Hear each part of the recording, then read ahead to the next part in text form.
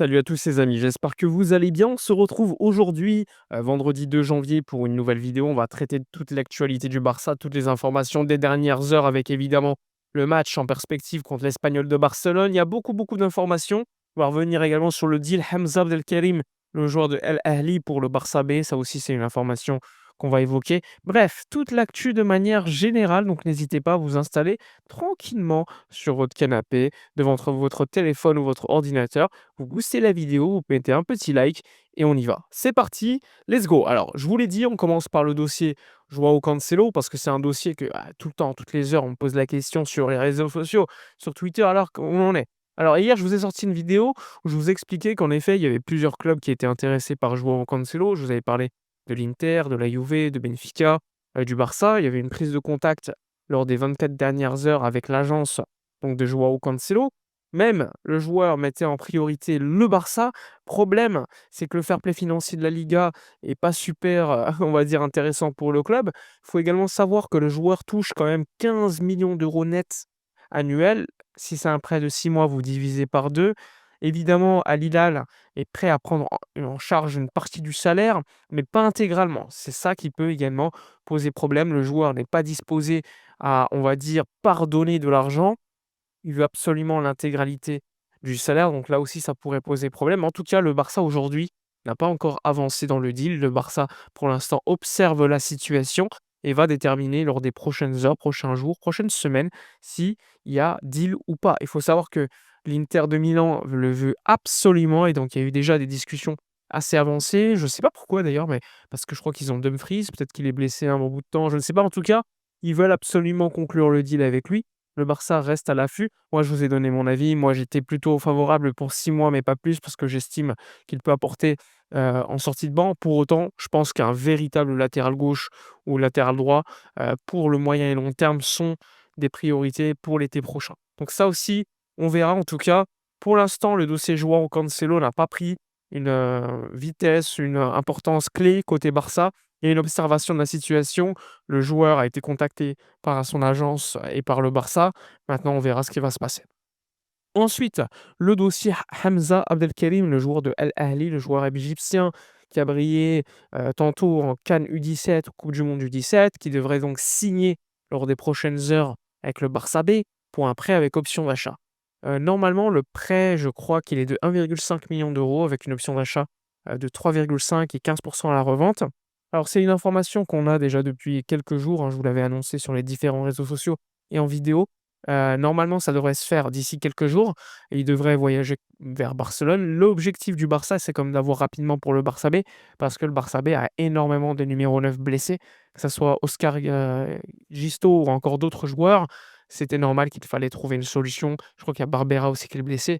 Bref, ça a été le choix du Barça pour se renforcer à ce poste-là. Maintenant, on verra s'il réussit à s'intégrer à Barcelone, qui est une catégorie au-dessus de ce qu'il a l'habitude de jouer. Même si c'est quand même la division 4, il y a une philosophie de jeu à respecter.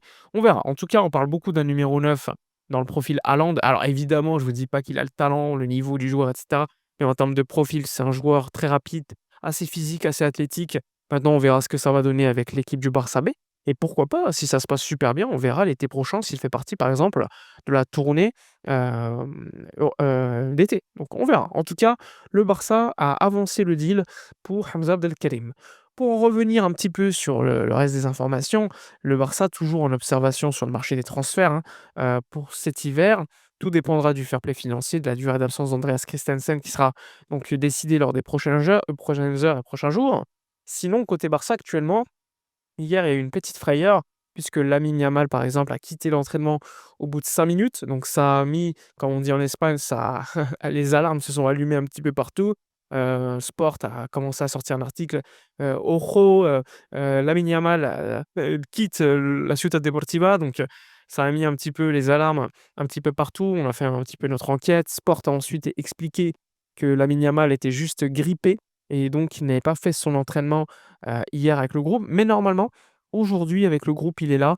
Donc il devrait bien être disponible pour le derby contre l'Espagnol de Barcelone. Donc ça, c'est une excellente nouvelle. Dani Olmo a également fait une grosse partie de l'entraînement avec le groupe. Il devrait normalement, sauf grosse surprise, faire partie du groupe ce week-end pour jouer le derby contre l'Espagnol. Alors je ne pense pas qu'il jouera personnellement parce qu'il manque de rythme et Flick prend toujours très peu de risques avec les joueurs qui reviennent de blessures.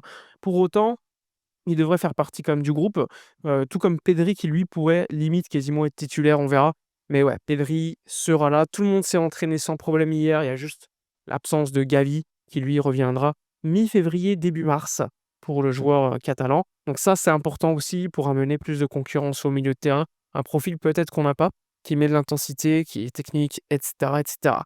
Sinon, ce match contre l'Espagnol, c'est un match clé, match importantissime parce que l'Espagnol, c'est pas mal. Je vous l'ai annoncé, je vous l'ai dit plusieurs fois.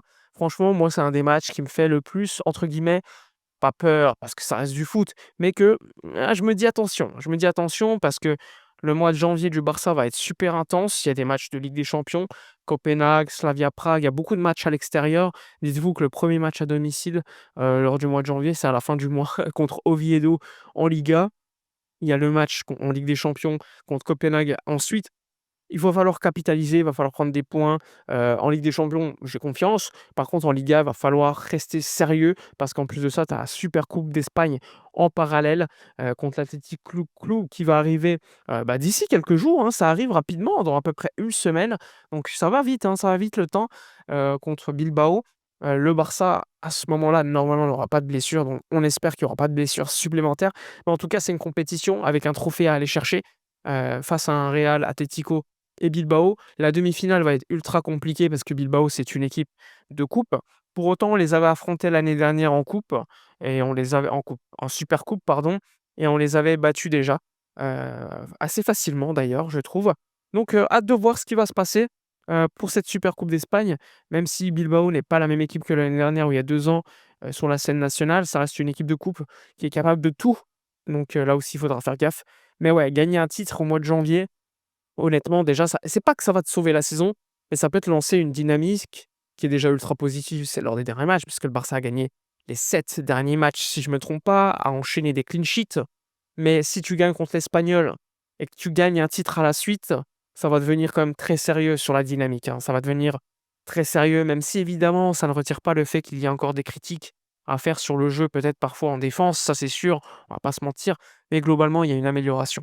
Faudra améliorer l'effectif l'été prochain, vous le savez, on aimerait tant que ça se fasse cet hiver, mais le Barça n'a pas la situation économique ni le fair play financier d'autres championnats. En Liga, c'est beaucoup plus strict. Le Barça a perdu de l'argent, si tu fais la globalité sur les 5-6 dernières années, malgré le Covid. Bah oui, le Covid a fait perdre plus de 500 millions d'euros au club. Forcément, ça t'impacte sur plusieurs et plusieurs années, même si tu as cédé des droits, sur de longues années là aussi. Forcément, ça t'impacte sur le fair play financier.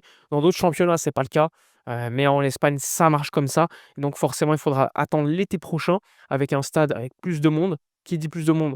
Un budget plus élevé. Qui dit un budget plus élevé dit une limite salariale plus élevée, dit un mercato beaucoup plus intéressant. Donc en tout cas, on a hâte de voir ce qui va se passer. On va suivre cela avec beaucoup d'attention. Je vous remercie d'avoir suivi la vidéo particulièrement aujourd'hui. Je vous souhaite une agréable soirée, une agréable journée, pardon. Je vous souhaite également une bonne année 2026 pour ceux qui n'ont pas vu ma vidéo d'hier. Comme d'habitude, n'hésitez pas à liker, commenter, partager, à booster la vidéo. Vous pouvez avec votre téléphone sur YouTube, il y a un petit bouton boost à côté de l'espace commentaire. Faites-moi plaisir et cliquez, c'est gratuit. N'hésitez pas ce soir, petit live pour parler un petit peu de tout cela et de l'actualité, le match contre l'Espagnol, etc. Cancelo, bref, tout aux alentours de 18h45, 18h45, 19h max. Je serai en live, donc soyez là pour parler pendant 1 heure du FC Barcelone sur ma chaîne Twitch. Espace commentaire, espace description pour tous les éléments. Je vous remercie, je vous dis à la prochaine et d'ici là, comme d'habitude, portez-vous bien.